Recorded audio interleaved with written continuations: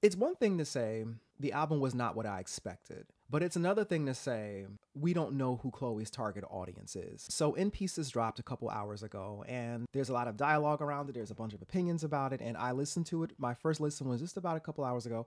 I enjoyed it. I'll begin by saying this. I'm 35. A lot of the music that I listen to, period, a lot of it is instrumentals. I don't listen to a lot of lyrical content. So lyrical music is just not on the top of my list. I mean, I've been blasting Renaissance when I'm driving and blasting Dawn Richard as I drive, but for the most part, I don't listen to a lot of lyrical content in music. But I find it so interesting that all of a sudden with Chloe's album dropping, that now there's this dialogue around that the target audience. There's this dialogue around who is the audience. I want to say that it could be for a bunch of reasons, and then the other side of me thinks that it's just people bandwagoning. You know what I mean? And I say this because we have artists whose target audience is huge. I listened to Ariana. Positions album was my favorite Ariana Grande's album. And typically Ariana's music and her image and her brand is marketed towards younger girls and younger women. But the production quality of Positions was smashing to me. We have artists who genuinely cross all generations. That doesn't really matter. But for some reason, we're trying to find Chloe's target audience when you can just simply say, I like the music or I don't. When I listen to Ariana Grande's music, I know I'm not the target audience because I'm older, I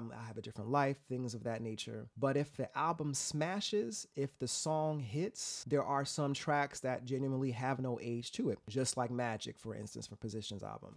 It's about manifestation, for instance. But then there are other songs I love just for the production quality and still cannot relate to it.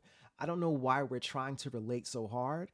Are we trying to relate to the brand? Are we relating to the lyrical content? What is it that we're having this dissonance with? I have a theory though. My theory is that Chloe being with Chloe and Halle was one piece that could be why we're having this weird disconnect. The other thing is that Chloe debuted herself a lot more sexualized, which is one piece. And a lot of people hated her for that. A lot of people hated her for that.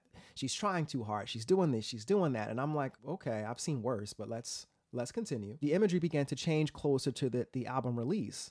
And I think that was also like, okay, all right, things are looking a little differently. But I also think people were like, okay, maybe we're getting the Chloe that we imagined Chloe to be. I can't really wrap my mind around this. You could have seen, I mean, you could tell Chloe was who she was even back when they were younger. You could see she had a lot more fire and she was moving, and you could see that she was ready to burst out of her skin even back then. None of this is a surprise to those who seen Chloe and Halle from the beginning. I think there was an expectation placed on her music, and that expectation wasn't met, and it should have been left there. But now we're having like A&R conversations, and we're having marketing conversations, and we're having all these business center conversations around things that are just trying to cloak how confused you are as a listener. I knew immediately that I know I'm not the target audience for a lot of people, a lot of things, a lot of business brands and things. It doesn't mean that I still can't like the thing and just like it for what it is. One thing to have a valid criticism of, the sound is jumbled, it clashes, the album was a solid body of work that was produced primarily about 80%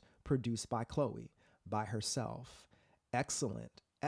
My favorites on the album, just based on the sounds, was I Don't Mind and Lose You, And then you may have bodies of work like Renaissance. The target audience to that, I mean, when it comes to dance music, who really is looking for a target audience? I mean, obviously we know that Renaissance is clearly more of a queer album, but still, I think one of the contributing factors to this target audience conversation, I'm leaning more towards this one. It could very well be the production quality. That's probably one of the most biggest pieces to it. I think one of the reasons is the polarization of Chloe. There's a lot of polarization. You have Swarm. You have that scene on Swarm. You have her acting. You have her sexualized image. You have Chloe and Halle. You have her personality, which is bubbly and bright and really childlike. You have all these things that just appear to be polarizing. And then you have an album that you're like, you have an expectation for, and then it's on Parkwood, and then it's R&B, and it's a lot of stuff that a lot of people are trying to wrap their minds around and trying to create something for themselves, and they can't. So that's where this we don't know her target audience comes from. We don't see the strategy. We don't know. It's like, where all this A&R and all this marketing director, all this stuff, where all this come from? I think trying to box someone's audience and trying to help them identify something leaves room for criticism and leaves room for unnecessary debates and dissertations and think pieces around things that just aren't necessary. You either like the music or you don't. And it's just that simple. There are no other artists who have to deal with this generational conversation because the music is good or it isn't. I mean, at one point we had target audiences and those things mattered, but we're in different times. However, I will not discount if I'm hearing another opinion that is, if I can hear someone articulate the challenge and why people are saying this, I'm more than willing to hear it and listen to it and receive it. It's just that right now, a lot of people are just regurgitating other people's talking points and it's not valid and it's not sticking enough. But I do think that there is something there that should be explored. My only thought would probably be to experiment with other producers. Side note, I think Chloe would be an excellent producer for other people as well. I think she's solidifying herself as a producer. I think she should continue moving in that direction as well. If you're looking to make a hit, if you're looking to pop, if you're looking to do all that, yeah, maybe experiment with other producers and go outside of your usual comfort zone and all that stuff. Anyway, let me know your thoughts. Hit me up in the comments. I would love to talk about this. Is the target audience important or are we reaching? Let me know your thoughts.